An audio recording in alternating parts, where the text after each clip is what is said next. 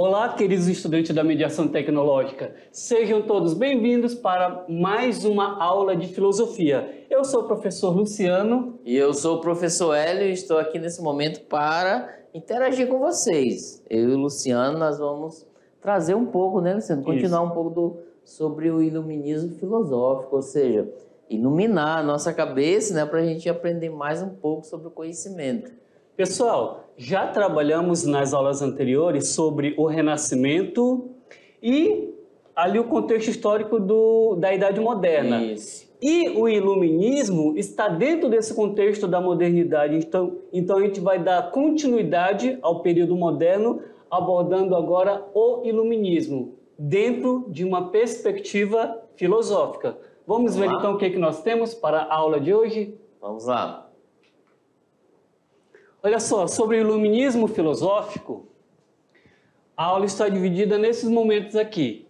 Conhecendo o iluminismo, a razão na cultura iluminista, vamos ver a influência do iluminismo na economia, na política e na religião. E também vamos ver o pensamento iluminista em Voltaire e Kant. E para essa aula nós temos habilidades, ó.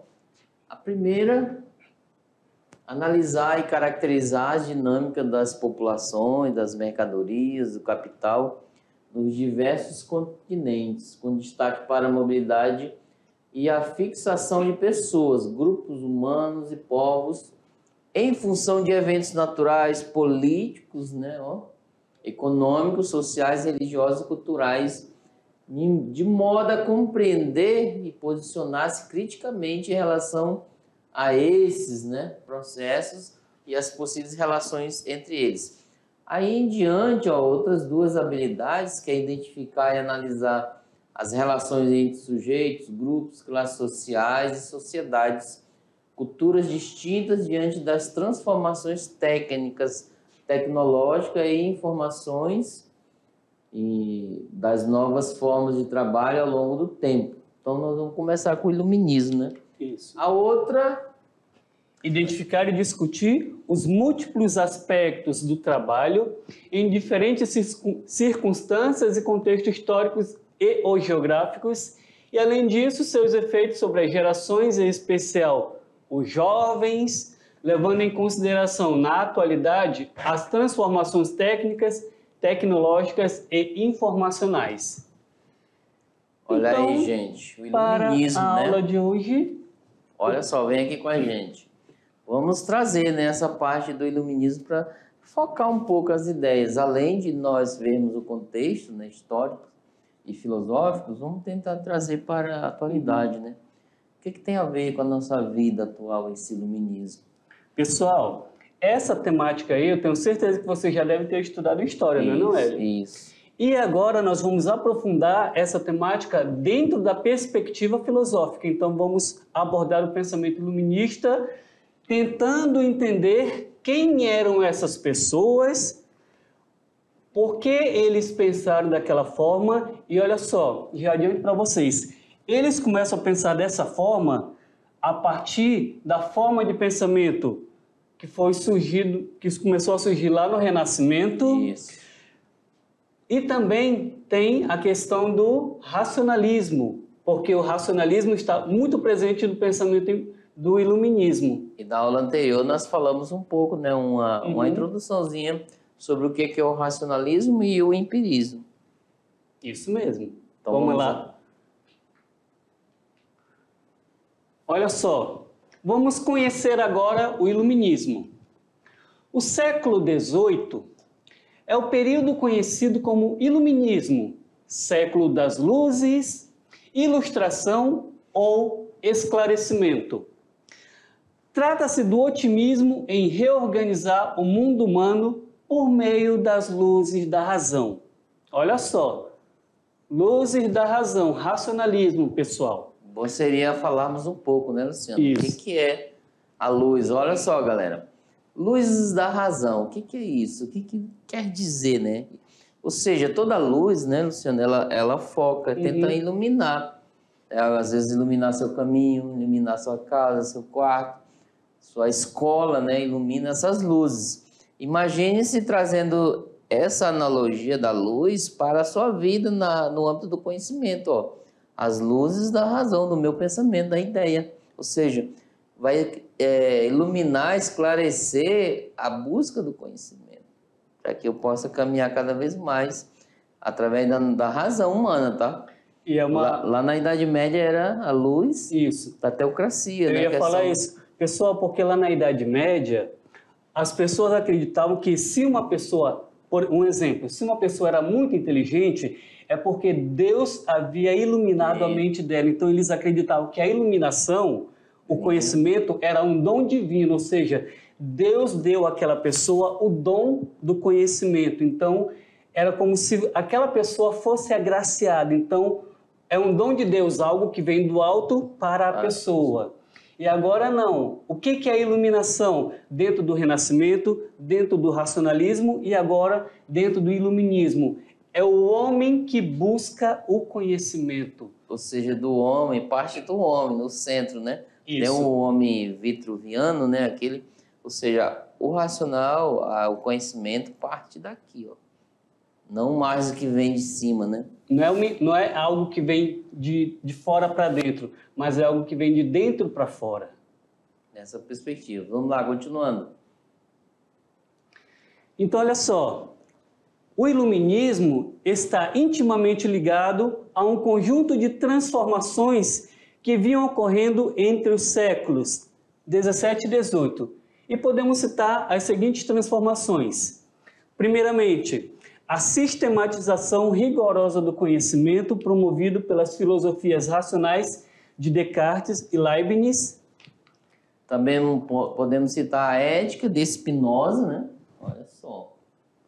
Que defendia a liberdade filosófica e religiosa do homem, a postura inovadora da política contratualista de Thomas Hobbes, né? Pessoal, aqui rapidinho, Hélio. Esse daqui é a política contratualista de Thomas Hobbes. Nós vamos com a gente, vamos lá. Isso daí, sobre o contractualismo, nós vamos ver na unidade 2. Mas aqui, você já tentem começar a perceber o que vai acontecer lá na frente, que a gente vai estudar ainda, mas dentro dessa perspectiva aqui. Certinho? Vamos lá, continuando. Olha aí. A próxima, teorizações, né, da ciência experimental de Francis Bacon, as reformulações científicas iniciadas por Galileu Galilei e desenvolvida de forma revolucionária por Isaac Newton. Todos esses acontecimentos, ó, são herdados pelos iluministas franceses, ó, lá do século XVIII. Uma figura, né, uma imagem para apenas ilustrar.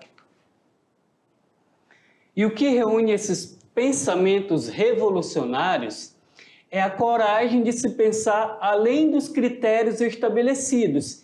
E esses critérios eram aqueles estabelecidos pela igreja. A igreja determinava, por exemplo, lá na Idade Média, o que era verdade e o que não era verdade. Agora não. Agora a coragem de pensar além desses critérios, ou seja, buscar verdades fora daquilo que a igreja determinava que era verdade. E apesar de todos os impulsos autônomos de pensamentos racionais, a razão renascente teve de superar mais obstáculos para ter um lugar consolidado na cultura. Agora vamos ver a razão na cultura iluminista, tá? O termo luzes, na França, expõe um ideal, uma ideia, né? Aquilo que é ótimo para todos. O ideal da razão, que Descartes já chamava de luz natural. As luzes da razão, libertada da religião, gente, que a iluminação, luzes, porque eles viam, né, o século, né, Luciano? O século da escuridão. Então a religião eles conheciam como algo que escureceu, né, a mente humana e prevaleceu a vontade do divino. Consolidam e ampliam o conhecimento, promove o quê? O progresso e agregam valores como a tolerância, a igualdade e fraternidade. Luzes. Por que luzes? porque promove a lucidez dos homens, retirando-os de uma posição em que não controlavam a sua própria vida. Então, o filósofo Voltaire, ele vai afirmar o seguinte: ouse pensar por si mesmo. Ouse, ou seja... E agora? Pessoal, o que é pensar por si mesmo? O que é isso? Dentro dessa perspectiva do iluminismo, as pessoas antigamente, como a gente já está falando várias vezes, principalmente na Idade Média, elas não pensavam por si mesmas, porque todo o pensamento humano estava agregado, voltado para o sobrenatural, ou seja, o que eu faço aqui na vida vai refletir no futuro, só que o futuro seria o pós-morte. Então, tudo isso, todas as verdades, tudo aquilo que a filosofia e a ciência investigava, tinha como resposta Deus. Então, a filosofia, ela não precisava procurar a origem das coisas, porque a origem das coisas, de todas as investigações, estava em Deus. Agora não. Agora o homem ousa a pensar por si mesmo, ou seja, tentar descobrir como que as coisas funcionam. E a ideia em si, gente, hoje, atualmente, nós temos que ter isso. É um pensamento para nós analisarmos criticamente uma situação não destrutiva, mas uma crítica para melhoria. Ou seja, vamos analisar algumas coisas em torno da nossa escola. Vamos fazer umas críticas construtivas para melhorar. Vamos analisar você mesmo, o eu mesmo, né? Será que o meu comportamento é adequado? É uma análise crítica de mim mesmo, ouse-se, né? Ouse-se pensar por si mesmo. Será que o meu comportamento está adequado na escola ou lá na minha casa? Então é uma análise de si mesmo. Assim como eu posso analisar outras situações, com decisões próprias de mim mesmo, tá? Não que o outro tome uma decisão por mim. É claro que tem possibilidade de opinião, né? Sempre eu peço a opinião do Luciano. O que você acha dessa decisão? Aí ele vai jogar a opinião dele e eu vou decidir. Olha que legal. Não ele vai decidir por mim. Apenas a opinião. Continuando, vamos lá. Os iluministas consideravam que o homem poderia se emancipar, gente. Emancipar é tornar dono de si, né? Tornar apto das coisas por si mesmo, da razão e do saber. Então, sempre do iluminismo a questão da razão humana e da busca do conhecimento, porque até então era dado apenas pela influência de Deus, ao qual todos deveriam ter livre acesso, né, do saber, do conhecimento, da razão. Em outras palavras, o iluminismo é a doutrina que atribui o quê? O papel central à iluminação, ou luz interior, essa luz que emana de si, que é do conhecimento, na experiência humana. Olha aqui, a razão, o racionalismo e o empirismo junto, caminhando. Queira ou não queira, tem suas distinções, mas tem algo em comum. É a questão da experiência que pela vivência da razão, do racionalismo. Só que assim, a gente recomenda, né, pelo menos o professor Hélio, que seja uma razão, um racionalismo tolerante, tá? Tem que ser, eu vi lá, tolerância tem que ter. Imagine se eu achar que eu tenho razão e o Luciano não. Seria intolerante fazer isso. Ah, Luciano, só minhas aulas estão ótimas, as suas não estão. Que tolerância? Eu estou agindo pela razão. Mas é a questão da tolerância, ou seja, deles também. Tem que ser esse comum acordo, ok? Continuando, vamos lá? Vamos lá. Pessoal, um outro ponto, olha só. Vamos agora adentrar nesse pensamento que já foi trabalhado com vocês sobre o racionalismo. Você já deve ter refletido novamente sobre o que ele é. Então, o racionalismo, ele conseguia cada vez mais adeptos no mundo cultural, transmitindo a confiança na razão como principal instrumento do ser humano para enfrentar os desafios da vida. Olha só, o uso da razão para enfrentar os desafios da vida e equacionar os problemas que rodeavam.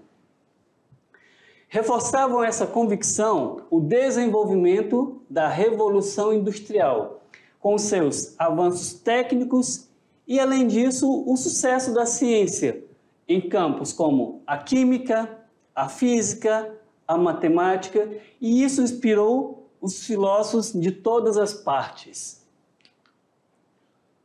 Foi nesse contexto da inspiração, né, em todas as áreas, e com esse espírito que se desenvolveu o movimento cultural do século XVIII, denominado Iluminismo, Ilustração ou Filosofia das Luzes.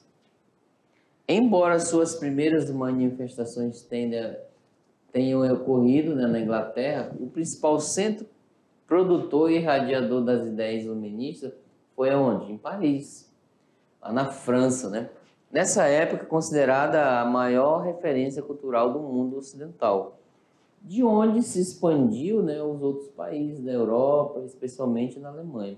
Então, assim, geralmente uma ideia, né, uma ideologia se inicia num ponto do mapa, né, geograficamente falando, e ela vai se expandindo ao mundo todo. Principalmente quando ganha adeptos, né, Luciano? E olha só, aqui o Hélio citou, embora suas primeiras manifestações tenham ocorrido na Inglaterra, pessoal, o iluminismo surge na Inglaterra. A Revolução Industrial surge onde? E aí, respondam. Aula de história, hein? Isso mesmo. Então, são coisas que a gente começa a analisar, pessoal, porque século XVIII, o mundo está passando por uma transformação tecnológica, não é? Isso. Estamos saindo daquilo que a gente falou na aula passada, de um feudalismo, uma era feudal. Deu uma decaída, né? Sumiu, e depois veio a Revolução, né? Isso. Então, progresso, né? Justamente falando. Então, esse é o contexto histórico europeu. E até também século XVIII, na França, está acontecendo o quê? A Revolução Francesa. Olha, 1789. Essas análises, né? Então, não é as revoluções, as transformações não estão acontecendo somente em um lugar, são em vários países europeus. Então, cada um com as suas características, mas que juntando tudo isso, pessoal, faz com que o mundo esteja passando por uma transformação radical. E essa transformação se dá principalmente na forma de se pensar. Pensar a vida humana, pensar em melhorias para o ser humano. Aquilo que a gente, tantos os benefícios que a gente tem hoje, tecnologias, conforto, né, Hélio? Porque foi pensado em algum momento. Começou a ser pensado, isso mesmo. Então vamos voltar lá para dar continuidade? Olha aí. Então, olha só, vamos ver agora a influência dos iluministas na economia, na política e na religião. Aqui a gente vai passar brevemente só para vocês terem uma ideia, pessoal. Os pensadores iluministas, eles procuram exaltar e defender, dentre outros valores, a liberdade, mas também a igualdade entre as pessoas. O Hélio falou agora há pouco também sobre a tolerância entre distintas religiões ou formas de pensamento e também o direito à propriedade privada. Pessoal, venham aqui com a gente. O que é a propriedade privada? Isso foi temática do primeiro ano, também falamos no segundo ano. O que é essa propriedade privada? Que começou esse pensamento lá entre os gregos. A gente começou a trabalhar entre os gregos. Que eles faziam distinção de espaço público e espaço privado. O espaço público era compartilhado por todos os cidadãos. O espaço privado, que era a propriedade, eram os bens materiais de uma família. O que eram os bens materiais? Riquezas, propriedades privadas. Então, tudo isso determinava-se como uma propriedade privada. E antigamente, pessoal, em épocas anteriores, por uma pessoa ser considerada cidadã, ela tinha que ter o que, Hélio? Bens, né? Isso, ela tinha que ter a propriedade privada. Ou seja, para que eu fosse considerado um cidadão, eu e o Hélio pudéssemos ser considerados cidadãos, pessoas que viessem participar dos debates da sociedade. Influentes, né? Pessoas influentes. Isso. Sim. Nós tínhamos... Aqui nós falamos idôneos, né? Isso. Mas lá era influentes, tinha que ter bens, tinha que ter propriedade. Tinha que ter a propriedade. Então, nesse contexto, a propriedade privada ela era fundamental. Porque, olha só, se a gente voltar lá para o texto, vamos lá? Quando a gente fala em liberdade, será que era aquele conceito de liberdade para todos? Ou havia aquela distinção da propriedade privada? Pessoal, e havia também aquela distinção que a gente fala até hoje, a divisão de classe. Será que quando se fala em igualdade entre as pessoas, seria igualdade para todos? E a tolerância também entre as distintas religiões. Então, olha só, para o filósofo e sociólogo Lucien Goldman, a preocupação por esses temas estaria vinculado com a atividade econômica desenvolvida por quem? Pela burguesia, ou seja, a atividade econômica era o comércio. De modo que os valores iluministas constituíam valores burgueses, ou seja, não eram valores para toda a sociedade, não era para o proletariado também, eram somente para os burgueses. Então, de certa forma, é distinção, né, de classe. Isso. Uma classe de interesses, né? Ou seja, o cara tem mais bens, né? Ele era mais destacado, mais específico e separado dos demais, né? Ele tinha mais espaço na sociedade, inclusive para opinar, né? Para votar. Os gregos iam lá no meio do ágora para optar as decisões da cidade, da sua polis, e quem tinha bens, né, e mais retórica, eles eram influentes no meio. Não era todos os cidadãos 100%. Não. As mulheres, por exemplo, não iam, né? O idoso também, o estrangeiro não ia, as crianças, etc. Então, era nesse sentido. Só que a gente tinha influência, inclusive, né, de propriedades. Então, dentro dessa temática, pessoal, a propriedade privada ela era fator fundamental. Por quê? Porque aquilo que a gente falou hoje sobre as divisões de classes, antigamente, eram bem mais rígidas.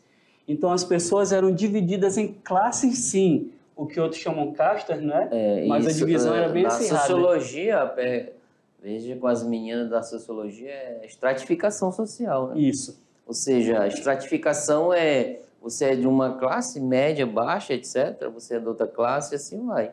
Estratificando, né? Cada classe social. E as relações entre as pessoas naquela época se davam somente dentro das suas classes e até os casamentos. As pessoas não poderiam se casar com classe se era de uma classe, casar com uma classe superior ou uma classe inferior. Tudo era determinado a partir das classes. Então, as leis também, elas eram constituídas através das classes. Então, não eram leis para todos, eram para algumas classes. De certa forma, essa influência tem hoje, né? Exatamente. Às vezes você tem uma filha e você não quer que ela... deseja, né? Tem um desejo em si, não assim como antes, né? Rígido. Mas você deseja que ela tenha um casamento adequado com a pessoa, principalmente de bens, né? Uhum. Trabalho, etc. Aí, às vezes, a filha ou o filho, eles se apaixonam. Para dar uma vida mais confortável. Né? Eles se apaixonam por pessoas daquela que os pais pensaram, ou de outra classe, seja no comportamento ou nos bens. Aí fica esse conflito, né? A decisão dos pais, o conselho e o filho. Aí muitos vão dizer que é questão de interesse, não é? Então tem todo esse tem que ver o contexto em si. Mas eu estou dizendo que essa influência, né, das castas ainda tem hoje, mas minimamente, mas existe, tá? Então vamos lá, continuando ali. Vamos agora analisar o âmbito da economia. Olha só, a entrada da máquina a vapor nas fábricas por volta de 1750 conduz ao processo que ficou conhecido como Revolução Industrial. Ou seja, saímos daquele modelo de que as coisas eram construídas, fabricadas à mão e agora tudo é fabricado em tempo recorde através da indústria. Então, a mecanização da indústria ela altera definitivamente o panorama socioeconômico. E dentro do âmbito da política, né? Nós vimos já na indústria, e queira ou não queira, a indústria traz em si esse âmbito, né, político, para as decisões, etc. Os movimentos burgueses se opunham ao poder absoluto dos reis. Então, hoje houve esse disparate, esse conflito. E esses movimentos eram inspirados pelas concepções liberais, elaboradas desde o século anterior pelos filósofos contratualistas, né? Esses filósofos investigavam a questão da legitimidade do poder, ao mesmo tempo que aspiravam, né, à constituição de um Estado liberal, não intervencionista. Então foi assim, ó, da Idade Média, gente. Primeiro se iniciou essa transição, essa quebra, essa ruptura com Maquiavel, né? Depois Thomas Hobbes, John Locke, Rousseau. Então foi questão dos pensadores, sabe? Pessoal, para vocês entenderem. Tudo isso aí é temática da segunda unidade, que nós vamos trabalhar ainda. Vamos ir além, nós estamos apresentando esse contexto, né, de introdutório para vocês entenderem um pouco. Esses pensadores que apresentamos, nós vamos aprofundar mais um pouco na linha, né, de que ele vai trazendo essa questão. Só para vocês lembrarem, quando chegarmos à unidade 2, olha, vocês falaram lá no início, né? Porque aqui a gente está falando um contexto histórico. Aí na unidade 2 a gente vai trabalhar o pensamento desses filósofos. Os contratualistas, ok? E até dentro dessa primeira unidade a gente vai trabalhar a Revolução Científica também, não é? Que engloba tudo isso, pessoal. A Revolução Científica faz parte desse contexto histórico, certinho? Aí vocês vão poder fazer uma análise, reflexão, né? Filosoficamente. Olha, esse contexto trouxe algo para influenciar até hoje a nossa tecnologia, a nossa forma de ser, o Estado como ele é, né? E etc. Então vamos lá, próximo. Agora no âmbito da religião. Então aqui surge o deísmo. O deísmo era uma espécie de uma religião natural, em que olha só, não havia lugar para os dogmas e para o fanatismo. Deísmo é uma doutrina fundada na religião natural que admite a existência de Deus, não enquanto conhecido por uma revelação, não é aquele Deus da revelação divina, ou por qualquer dogma, mas na medida em que constitui um ser supremo com atributos totalmente indeterminados, ou seja, é uma indefinição, mas não é aquele Deus da revelação que se apresenta, mas um Deus com uma certa suavidade em seu pensamento. Agora vamos o iluminismo no pensamento de Voltaire e Kant, ó, dois pensadores, tá? Ó, Voltaire, ilustração da imagem dele, ele é do século XVII e XVIII. O seu pseudonônimo, né, François-Marie Arouet. É a figura que talvez mais simboliza os ideais iluministas, olha só. Pensava que o triunfo da razão e da alta cultura era necessário para a libertação do homem, olha só. O triunfo da razão, né, e da alta cultura libertava o homem, né, da libertação. Ou seja, o homem estava preso a quê, então? Se ele pensava que a razão e a cultura era necessária para libertar o homem. Então, o homem estava preso em quê, segundo Voltaire? Gente, ó, ele diria a ignorância, né, Luciano? Às vezes, gente, ó, essa ignorância, gente, vamos lá, não é aquela pessoa que é rude. Você pergunta algo e é tolerância zero. Não é isso, não. A ignorância em si aí é a falta, né, ou a não busca do conhecimento, do saber em si. Porque às vezes dentro da nossa vida a gente tem um senso comum, que é uma sabedoria popular, aprendizado ao longo do conhecimento e ao longo da sua vivência. Até que a gente trabalhou lá no segundo ano sobre a Idade Média, que a gente falava, na Idade Média a maior parte da população mundial eram pessoas analfabetas. Então agora não. Pessoal, com a modernidade está surgindo um novo conceito de conhecimento. As pessoas têm que se libertar daquelas correntes que os aprisionavam à ignorância, ou seja, à falta de conhecimento. Busquem o conhecimento. Ou seja... Platão ilustra bem, né, Luciano? Isso no mito da caverna. Sair daquela ignorância, daquele mundo.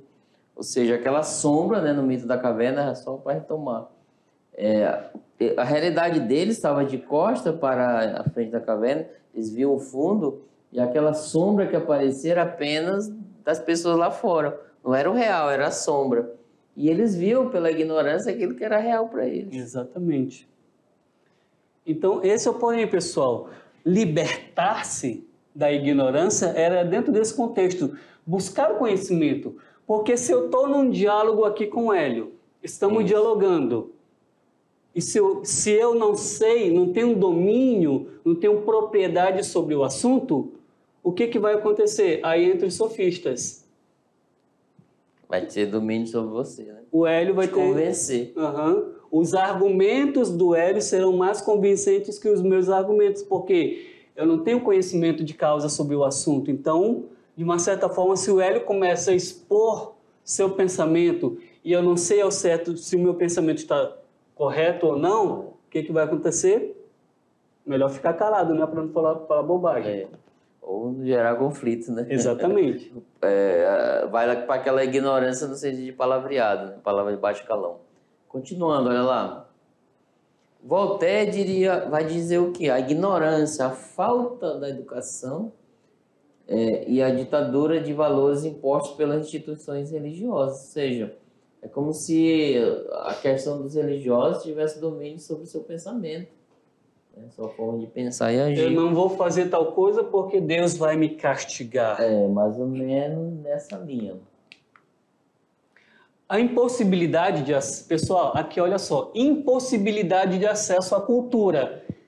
Que isso, querendo ou não, se reflete no dia de hoje. Nem todas as pessoas têm acesso à cultura. E Voltaire já dizia lá, a impossibilidade de acesso à cultura mantinha a maioria dos homens na condição de subservientes. Ou seja, aquelas pessoas que eram humilhadas, vamos supor, em seus ambientes de trabalho, e que aceitavam, de uma certa forma, essa humilhação, pois seus pensamentos eram inundados por superstições desprovidas de qualquer sentido racional. Vamos pegar, por exemplo, a Revolução Industrial, que é o que está acontecendo ali. Se o Hélio está trabalhando para mim, não existem as leis trabalhistas, o Hélio fala, não estou me sentindo bem, posso ir para casa? O que o patrão vai dizer? Não, você está em horário de trabalho. Veio para trabalhar, né? Se quer ir para casa, eu simplesmente vou te substituir por outro. Então, existiam esses fatores em que as pessoas elas eram humilhadas e tinham que ficar caladas, porque eram pessoas que simplesmente aceitavam aquela condição de serem subservientes, ou seja, inferiores. Certinho? Vamos voltar para o texto? Vamos lá. Então, diante disso, o pensamento de Voltaire ele está centrado em 3 conceitos essenciais: a tolerância, a superstição e a liberdade de pensamento. Tolerância é o reconhecimento de todos os homens, olha só, de todas as religiões, é o reconhecimento de que todos os homens, de que todas as religiões, em algum momento, eles já cometeram qualquer tipo de erro e que, na maioria das vezes, esse erro pode ser fatal. Então, diante disso, é necessário tolerar o próximo, pois erramos tanto quanto ele. É o justo, né? E a reflexão de Voltaire sobre a tolerância é o resultado de suas posturas com relação ao que ele considerava principal inimigo das luzes, a superstição religiosa. Para ele, causa primeira da violência entre os homens, né? Aí o outro ponto é a superstição. Era uma crença desnecessária envolta em rituais sem sentido, segundo Voltaire, ok? Não havia nada de sagrado em um ritual específico.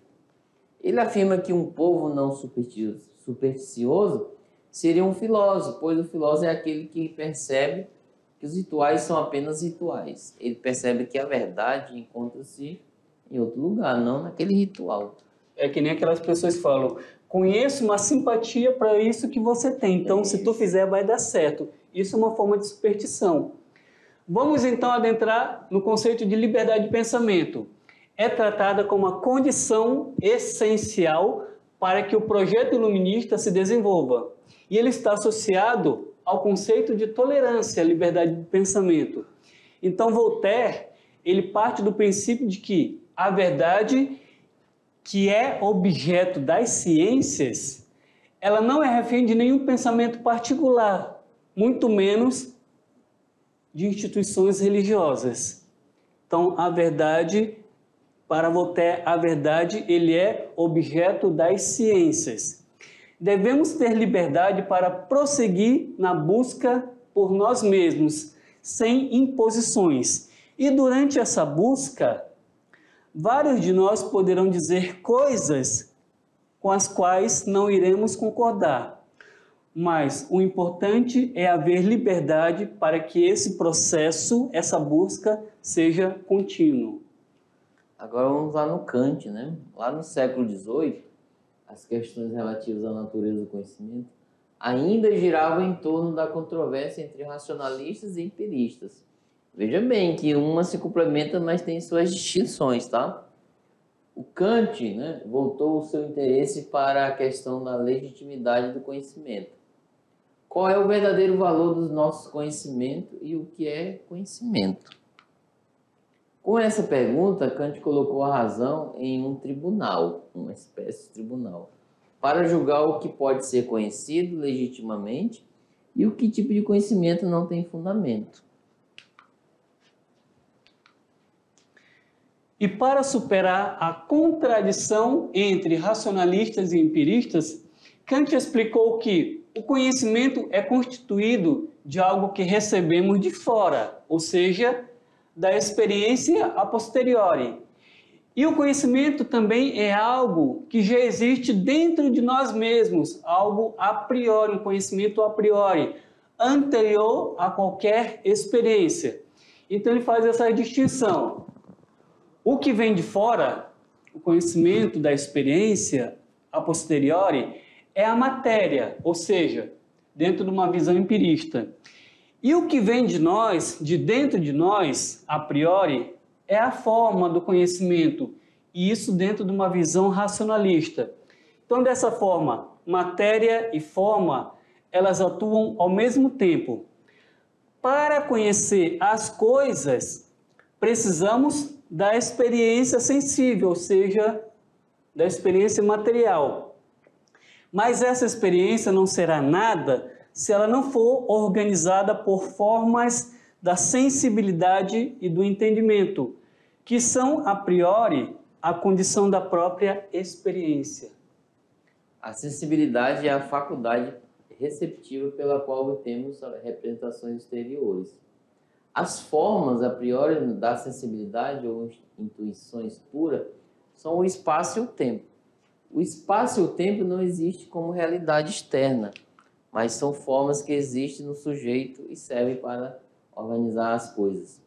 Por exemplo, o entendimento é a faculdade de pensar ou produzir conceitos.